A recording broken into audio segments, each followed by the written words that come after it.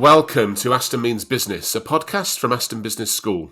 My name's Steve Dyson, and I'm a journalist who's interviewing some of the UK's top business academics here at Aston. This podcast has been going since October 2019, and there are now more than 40 previous episodes that you can find and listen to by simply Googling Aston Means Business. Today's episode is entitled Understanding the UK's Financial Downturn and the World's Economic Crisis. We're going to explore these crucial subjects with Dr. Dean Garratt, a senior teaching fellow here at Aston Business School and co-author of the Sloman Economics textbooks.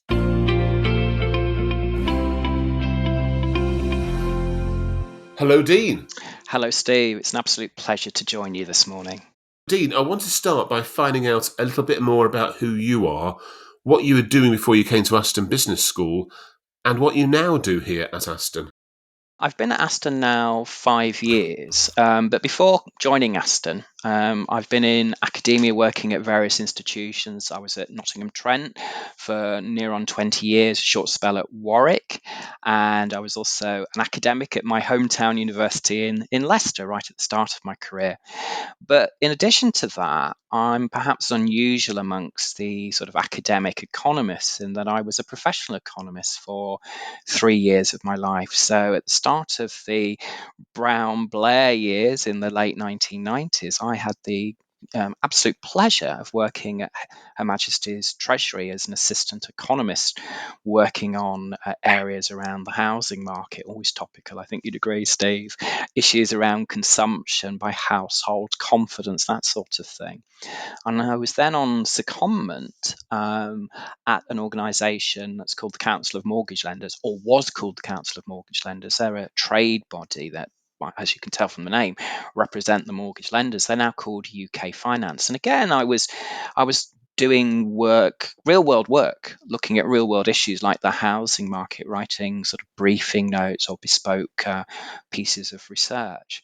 So that was a great experience, and I think it's fair to say has flavoured a lot of my academic work since, and my approach in particular to teaching. But as you said in your introduction, I've been very, very fortunate to get involved in writing, co-authoring with John Sloman on the Sloman Economic textbooks. And it's been an absolute pleasure. I've been doing that. I think this is my 15th year doing that, Steve. And Wow. it's hard work, but when you sort of step back and think about the positive impact that you've hopefully had on a few young economists, budding economists, I think it's something I will look back on with real pride, absolute pride. So that's me, Steve. With all that experience and that research, Dean, I want you to help us to understand the UK's current financial downturn, nearing a recession, although not quite at the moment. And within the context of that, I want us to also get your view on the wider world's economic crisis. So let's start perhaps with that rather grim economic situation we see internationally. What's driving the global slowdown? Well, undoubtedly, it's a sort of double whammy. So we had the pandemic 2020. So the world economy was hit by that. Then, as it started to open up, we had economies across the world opening up at a different speed. And that sort of created what we call a demand supply imbalance. And I guess people start to experience that through inflationary pressures in things like fuel, price of petrol at the pumps being an obvious one, but also shortages of certain key goods, key components, the chip shortages that we heard about for a while. So the inflationary spike was already emerging as we came out of lockdowns around the world in 2021. But it doesn't take a genius to know that the current war in Ukraine has helped to fuel further the inflationary impact that we're all experiencing.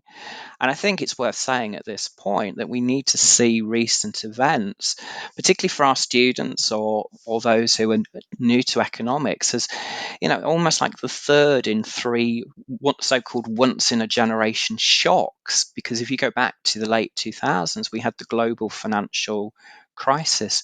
So this has been an extraordinary extraordinarily turbulent period, Steve, incredible period when I look back on that. But you're right, the UK is not quite technically in recession, but it's just a matter of time. Because a recession, I suppose we ought to define that. A recession is where an economy experiences 2 or more consecutive quarters of a decline in the volume of its national output. And I think it's fair to say that's pretty imminent, Steve. Is it worse in the UK? And if it is worse, why is it worse? Certainly, the figures from respected international bodies like the International Monetary Fund, the OECD, would suggest that of major developed economies, the UK is likely to experience one of the more substantive slowdowns. That is for sure. I think in answering why it's worse, or could be worse, we perhaps need a bit of a sort of journey back in time. I've already alluded to the global financial crisis, so I don't think you can see necessarily where we are today in isolation of where we've come from, if that makes sense. So the UK in the late 2000s, perhaps alongside the US, were the 2 countries that were most severely affected by the global financial crisis. And that shouldn't surprise people. We've got very highly financialized economies. I mean, if I ask the people listening here to think about their engagement with the financial system, I'm sure that we've all got engagement in some ways, whether or not it's through a student loan or through a mortgage. Britain and America are very financialized. Our economies are very integrated with the financial system, very dependent. So we suffered quite badly from the financial crisis, and perhaps as a result of that, we already had parts of the economy whose financial well-being was already somewhat distressed. It's then I guess we can't ignore that we went through a decade that we know as the decade of austerity. So the government of the time, the coalition government, and then the Theresa May government, to some extent, continued this sort of view that we need to get the public sector's finances in order. Because I want people to recognise that there's an interaction between the financial well-being of households, businesses, and governments. We're not sort of separate entities that make up the economy. So if one bit of the economy is hurting, it often spills over into another sector. And if you've got, for example, the government in an economy like Britain trying to support the banking system in 2008-9, support the wider population, that doesn't come without costs for the public sector. And we took the decision, or the government of the time then took the decision, right, we need to think carefully about spending. Now, government spending is part of the overall demand for our country's goods and services. So we went through a decade where, rightly or wrongly, and as economists will have very different views on this, very, very different views, we went through a period where the government was essentially trying to keep spending under control, and we can look at the data and see whether or not it was actually successful at doing that. But nonetheless, that has a negative effect on the overall growth of the economy. I'm going to skip then to the pandemic. So we've had one shock. We've had one period where the government has taken a deliberate decision to be careful with spending, and that has an effect on overall growth in the economy. And then we have the pandemic. And the pandemic is another hit to the financial well-being of different sectors of the economy, including government, obviously, who had to take up quite a substantive role in supporting the economy through the pandemic.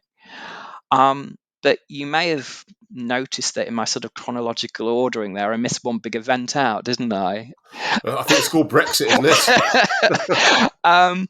And again, it's fair to say that different people listening to this will have very, very different views on Brexit, and it means different things to different people. But certainly you won't be surprised, look at it through the eyes of an economist.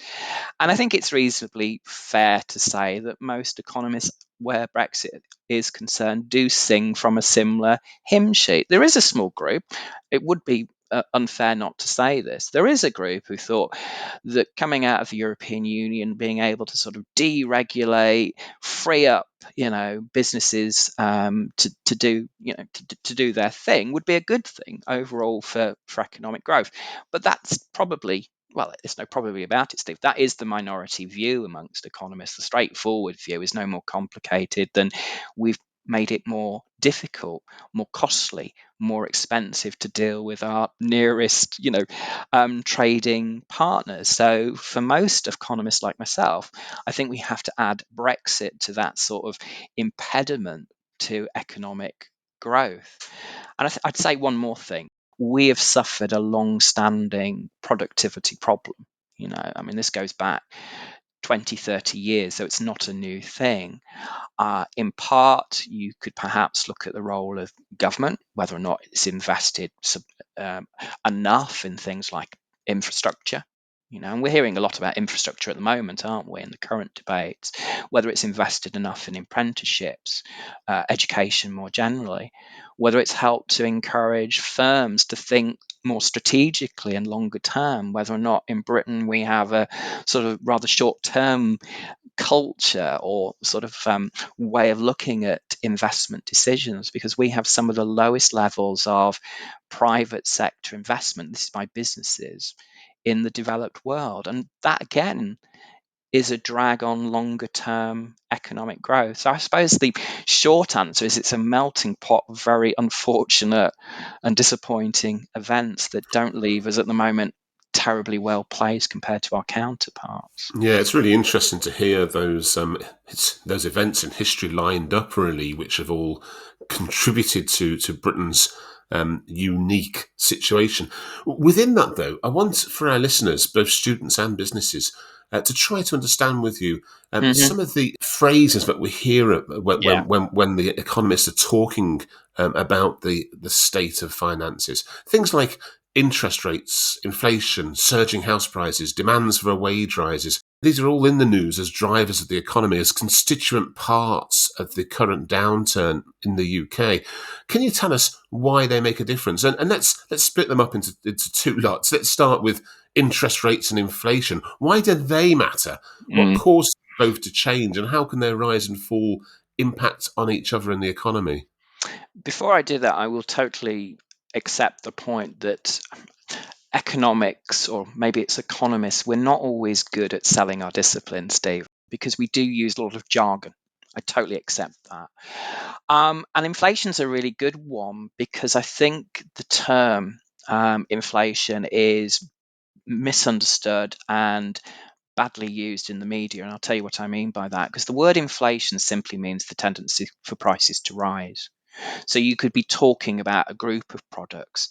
And when people see the word inflation used in the media, it's usually referring to what we might call a basket of goods that the average Dean and Steve is purchasing. And they try and essentially plot how year on year the cost of that average basket of goods is developing. So when you do that, you calculate the rate of inflation. Okay, so essentially that's the year on year change in the price of it. Could be a basket of goods, but the point I was going to make, you can do it for single products too. So you can have an inflation rate for petrol, that might be a good one, or the price of oil in the first instance, for energy costs more broadly, for wages, for our own wages, Steve. But you ask about the relationship between inflation and interest rates. Many central banks around the world, so in the UK, that's the Bank of England, are actually charged by their government with meeting an inflation rate target. And this has sort of been the trend over the last 20, 30 years. So in the UK, just as I was starting my career as that young professional economist in the late 1990s, that was just around the same time as the Bank of England was given independence to set interest rates to meet the inflation rate target. It was the very first thing that the Blair Brown, I think I said Brown Blair the other time. I think the two would disagree in the ordering of that, wouldn't they? But that was one of the very, very first things that that administration did. And the idea is that the central bank, the Bank of England, uses interest rates as a means of trying to meet that target. So let's be clear what that target is for the UK, and then you can see where we stand relative to that at the moment. The target rate that the Bank of England is given is 1 to 3%. So 2% year-on-year change in that average basket of goods. That basket of goods is called the Consumer Prices Index. But 1 to 3, think about that as the target range. I mean, where are we now? As we record this, we're just a shade under 10%. Indeed. And interest rates essentially are trying to help meet that target by affecting the growth in what we call aggregate demand. So I suppose I'm being that bad economist that in explaining a concept, I introduce another concept. So forgive me. But actually, hopefully, aggregate demand does exactly what it says on the tin. Aggregate demand is the total demand for a country's goods and services.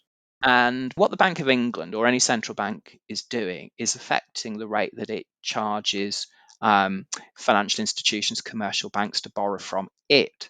So by affecting the rate that it is willing to lend to commercial banks, that will then subsequently ripple through into the rates that commercial banks will lend to business, will lend to households. So by changing those rates, one thing that it can do is try to affect the demand by businesses, by households for credit, for loans. And that, for example, could mean firms putting off the purchase of new machinery, equipment, for example, if interest rates are rising. Because let's also be clear that if you're trying to get inflation under control, the direction of travel for interest rates is going to be an upward one, because you want to slow the economy down. You want to slow that demand down. How do you do it? Well, you can discourage firms from investing, although we've perhaps hinted at the beginning that that does come with consequences for the longer term. Similarly for individuals, for households, a key part of the mechanism for households is mortgages. That's quite a powerful mechanism in the UK, affecting mortgage rates for two reasons. One, you don't need to be an economist to know that housing in the UK is a very expensive item, okay? But secondly, a lot of households in the UK, compared to our sort of continental European counterparts, actually have variable rate mortgages. And that means that if you've got a lot of households who are on variable rate, or if they do have fixed rates, they're quite short term. You talk to many of my sort of continental European students, France and Germany, and I talk about a fixed rate product to them, Steve. They're thinking, oh, you mean 25, 30 years? I'm going, no, in Really? Britain, in Britain, when you talk about a fixed rate mortgage, it tends to be 2, maybe 5 years. Maximum, yeah. Yeah, but that actually makes what we call the transmission mechanism of monetary policy ever more stronger for the Bank of England, because every time it's changing that base, what's called the base rate, which is simply the rate that it's charging commercial banks to borrow from it knows it can have quite a strong effect on mortgage costs, because they get passed through relatively more quickly than perhaps they would if we had a larger number of households with fixed rate products. But also another important thing with interest rates, and this might sound a little bizarre to people listening to this, they also signal, and this has been important in the last few months, that the bank is serious about keeping inflation under control. So there's almost an expectations part. Does that make sense of the story? That if you think, right, the central bank's really onto this, it's going to get inflation under control. Why is that important? Wages. That's why it's important. When people are bargaining, demanding wage increases, what's perhaps the most important thing they will take into account? Well, it's the purchasing power of my salary, of my wage. And obviously inflation, therefore, is a key input into wage determination. So there's an expectation story as well here, Steve. And we've all heard some criticism of the Bank of England of late, and the Federal Reserve in the US, saying they were a bit too slow to sort of get interest rates rising. I think that that's a little bit unfair, but to the extent that you could argue that there's some merit in that, it's that it does make it a little bit tougher to sort of hold people's expectations of inflation at a target when inflation is running so far ahead of that target. It's really interesting how you brought it back to consumers, because these are the things which affect me, affect you, affect everyone on the street in terms of things like wages, but also house prices. I mean, in recent decades, house prices have been surging. Certainly in the last decade, they've surged hugely. But at the same time, Yep. wages have risen very slightly. Yet now, suddenly we're being told that house prices might be going down. And of course, everyone wants a 10% pay rise. So what drives these two elements to kind of almost go in sometimes opposite directions to each Mm, other? mm. Well, if we start with wages, you're quite right. It links to what we were just talking about. The key determinant there, or there's two. One essentially is the rate of inflation. Okay, and that makes sense that workers are clearly mindful of keeping wage growth at least in line with general inflation in the economy, so that their purchasing power's maintained. But the other one is productivity. To the extent that wage growth can go above inflation, employers might be willing to pay year on year for a higher increase in wage growth. It's probably going to be the case that that will happen more often, not only if we're being more productive, more effective, Steve. So they're the two key drivers of wage growth: the actual rate of consumer price inflation and the growth of productivity, how effective we are, okay, in the workplace. Um, I mean, I can put the difference into context here for you by telling you that um, I'm 53, and that the relevance is that we have the most comprehensive data on house prices going back about that amount of time in the UK. And I don't know if I should turn this around on you, Steve, and ask what you think the answer to this question is. But over my lifetime, year on year, what do you think the average rate at which house prices in the UK nationally has grown by on average each year has been? Let me have a think, because bizarrely, I'm 54, so we're not dissimilar in ages. And my first house, which was in Erdington, and it was a Yeah. terraced house, cost £40,000 when we bought it. Mm, Now I know that street's still in Hart right. Road, Erdington, and I think I'm right in saying that house prices there are now around about 180. So Yeah. from 40 to 180, what's that? That's one, two, three, four, Four and four a and a bit. half times. Yeah. Yeah. So 450% over our lifetime from the age of around Yeah. about 23 to 53. So I'd say, yeah, 450% over 30 years. How's that? Yeah. I'd say that's not too far away at all from the national average, which is about 10% year on year.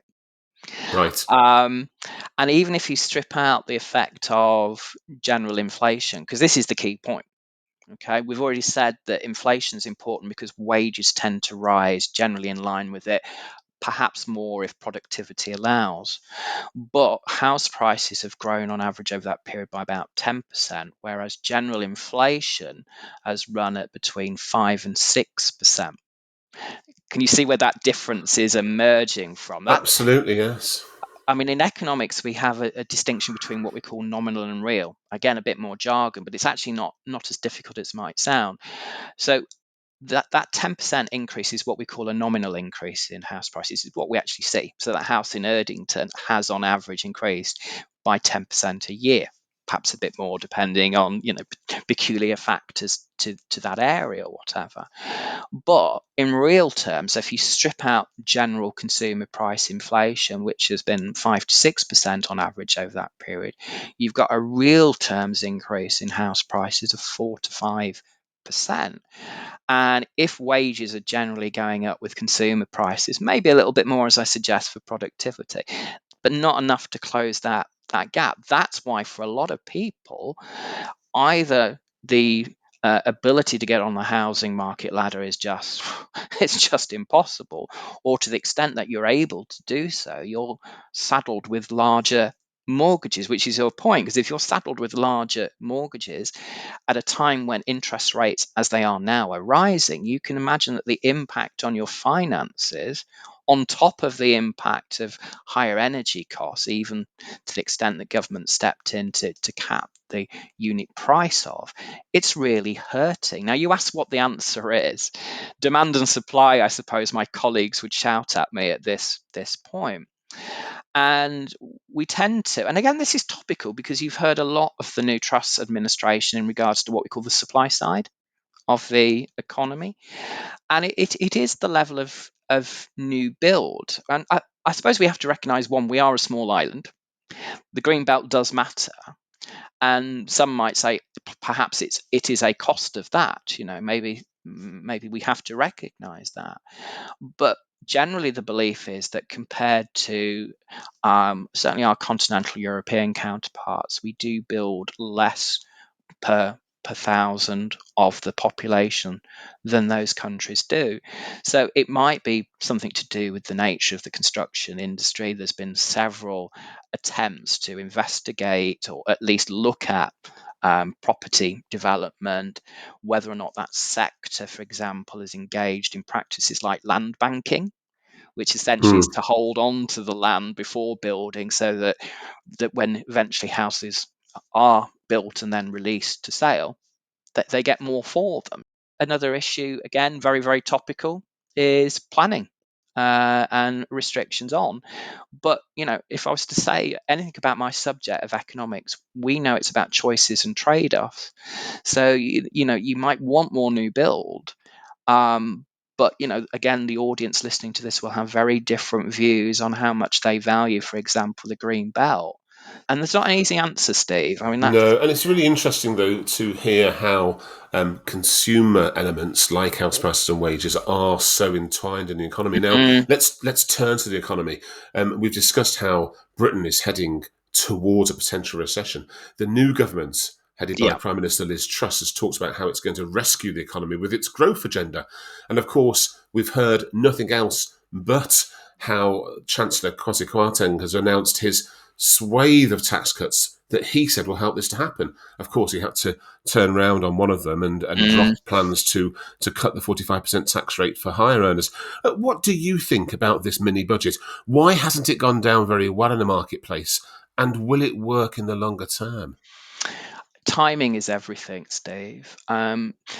Most economists will accept that supply side is the key ingredient, the silver bullet to long-term economic growth. So, in that respect, you're not going to get a big disagreement.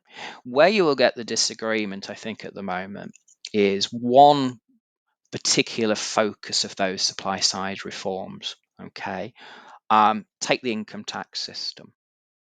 I think there's a general agreement that we could do more, for example, to encourage, perhaps at the lower end of the wage spectrum rather than the top end of the spectrum, to encourage people into work, or to take more work if that's at all feasible, and perhaps the tax system with how it interacts with the benefit system that could work better. So I think actually the government perhaps wasn't as smart as it could have been, Steve, because I don't think the resistance is to trying to change the tax system to free up and encourage work and investment. I don't think there's a lot of disagreement. I think at the moment the question would be, was it the right thing to do to target it at the top end of the income bracket? I think you'll get a lot of economists who would be a bit puzzled by that. But secondly, if you are going to announce tax cuts, you better have backed it up with your auditor, which for the government is essentially an organisation called the Office for Budget Responsibility, the OBR. Because what markets do not like, they do not like being spooked or given partial information. Okay, because I promise you that's markets like confidence. They like certainty. The two C's, confidence and certainty. If all you're doing is putting out essentially believers, it will all be okay, markets are likely to be spooked. That will not give them great confidence. That will not give them the great certainty. I'll say one other thing: timing. We said timing is important. Think about monetary policy at the moment. Monetary policy, this is the central bank, is trying to keep inflation under control, right? And what did we talk about just a moment ago? It's raising interest rates to keep inflation under control.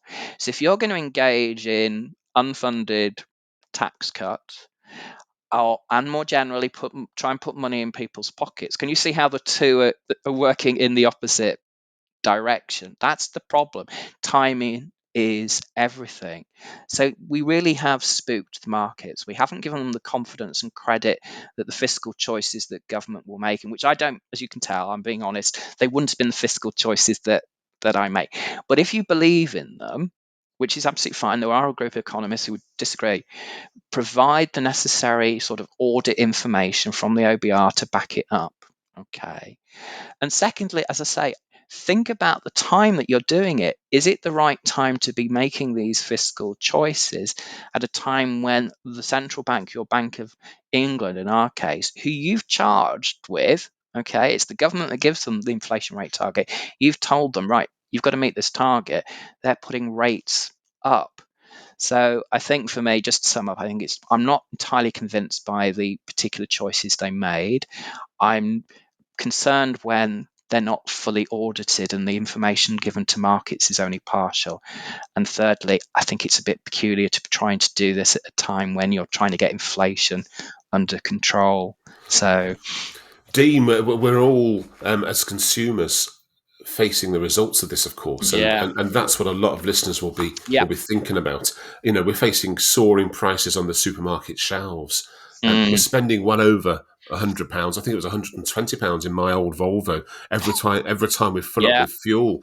We're worrying about whether or not to turn the heating on, or when to turn it on, how long to turn it on.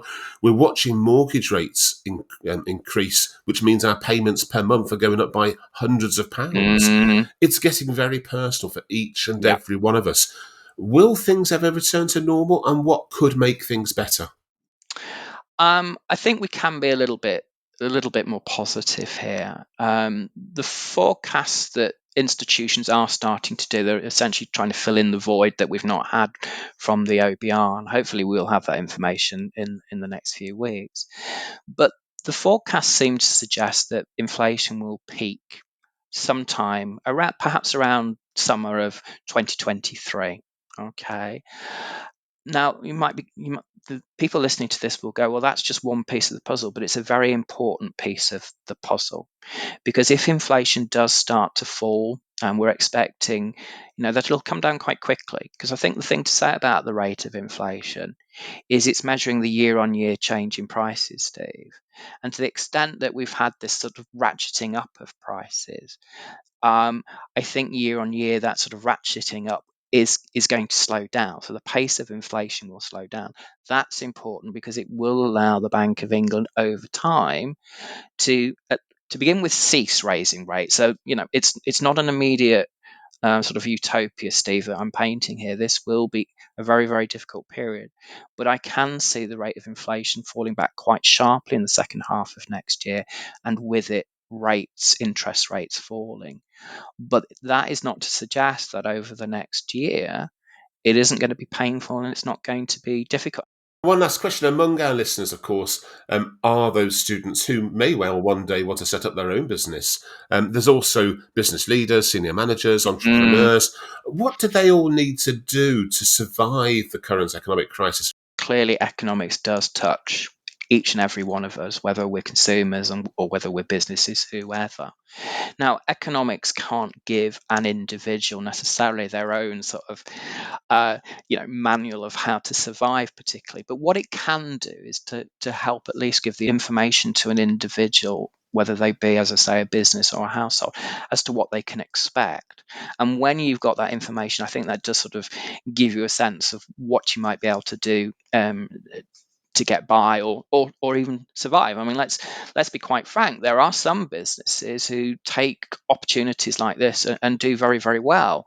If you look on the high street or your supermarket, I mean, look at how the supermarket sector, Steve, has certain parts of it have actually understood what the economy means for households and have been able to almost tune into by what they offer to be successful. So, by understanding how an economy works, take the global financial crisis and the economic impact that it had. The likes of Lidl and Aldi actually understood what that meant, what it meant for the macroeconomy, what it meant for individual households. And they understood some basic sort of economic ideas that some products are more or less sensitive to income changes than others. So you can be smart by knowing a little bit of economics. Sure. So understanding how the macroeconomy generally works is quite a useful thing to be able to do. What would we expect the macroeconomy to look like over the next 12, 14 months? Well, I think we've alluded to, in the short term, it's going to be painful. But as I say, businesses can use that bit of information and think, right, okay, in that environment, are there things that we can be doing that actually would allow us to outperform our rivals? Knowing that, so that macroeconomics is looking at the economy at large. Other useful information that businesses perhaps would benefit from is understanding what economists call market structure. Okay, so market structure is simply the idea that the competitive pressures in certain markets, certain sectors are different to others. So understanding the market that you're in, is it a very competitive market? And economists can tell you that in markets that are generally very competitive, profit margins tend on average to be lower because they get competed away. So both macroeconomics and microeconomics, macro being the big, micro being looking at particular sectors, particular markets, can help individuals understand better the environment in which they're operating. Dr. Dean Garratt, a senior teaching fellow here at Aston Business School and co-author of the Sloman Economics textbooks. Many thanks for taking part in this episode of Aston Means Business. It's been an absolute pleasure. Thank you very much. And thanks to you, our audience, for listening to Aston Means Business, an original podcast series for Aston University. Remember, if you enjoyed today's episode, you can find and listen to earlier episodes by simply Googling Aston Means Business. And if you're interested in studying anything to do with business, finance and economics, why not check out what Aston Business School has to offer at aston.ac.uk/courses. We've also got a podcast series called Society Matters, which interviews top academics at Aston's School of Social Sciences and Humanities about current issues and concepts which shape our world and the way that people live. You can find those episodes by Googling Society Matters Aston. Meanwhile, we'll be back soon with more interviews with some of the UK's top business academics here at Aston.